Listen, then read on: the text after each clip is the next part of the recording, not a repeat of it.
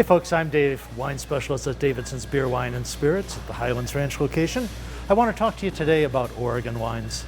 You think about Oregon, the first thing most people think about is the Willamette Valley, known for wonderful Pinot Noirs as well as excellent Pinot Gris and Chardonnays grown there. The Willamette Valley has many sub-appellations, such as the Yamhill-Carlton area, Ribbon Ridge, the Dundee Hills, and Chehalem Mountains. Each of these has a unique geological history or other criteria that earned it their special designations. As you drive through the Willamette Valley, you see different hillsides, different kinds of soils. Each of those contribute to making wines from each of these areas special. You often see Oregon wines just labeled as Oregon wines, especially at some of the lower priced brands. These are gathered from throughout the state. Yes, you may have some fruit from the Willamette Valley in there, but it's also equally likely that you have fruit, especially from the southern part of the state, where land is a bit less expensive and where there's a lot of grapes that are available to contribute to these kinds of blends from across the state. One of those areas at the southern end of the state is the Rogue Valley.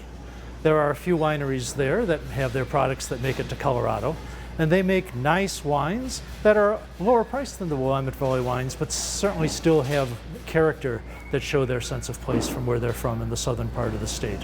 One of the most exciting new areas in Oregon is the Columbia Gorge. Columbia Gorge is in the north central part of the state, right up against the Washington state line. Last I checked, there were about 18 wineries in that area, all of them quite small. And to my knowledge, only 2 of them even have any distribution here in Colorado. We're fortunate to be able to have one of those wineries that we represent here, and their wines are uniformly excellent. There's Pinot Noir grown there, along with Chardonnay and Pinot Gris as well. Lastly, if we go to the northeastern corner of the state, there's an area around the city of Milton-Freewater that's part of the Walla Walla Valley.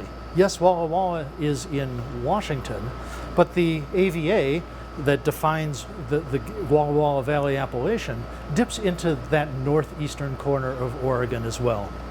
In that part of Oregon, there's a small area called the Rocks.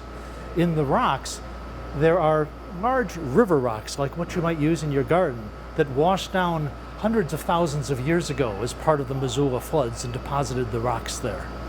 It's an area much like Châteauneuf-du-Pape in France or the Gimblett Gravels area of New Zealand. Those rocks make it very difficult for the wine grapes and the wine vines to grow, but the best grapes come from vines that struggle. And as a result, the grapes that grow in the rocks are often truly special wines. That area is known for growing Bordeaux-style varietals, so you see Merlot, Cabernet Sauvignon, Cabernet Franc, as well as Syrah growing very, very well in that area. It's a special place, and I urge you to try wines from that part of Oregon. But no matter what kinds of wines you get from Oregon, they're all delicious. There's great varieties to choose from at all price points, and I hope you try them. If you have any questions, stop by, talk to any of our specialists. We're happy to help.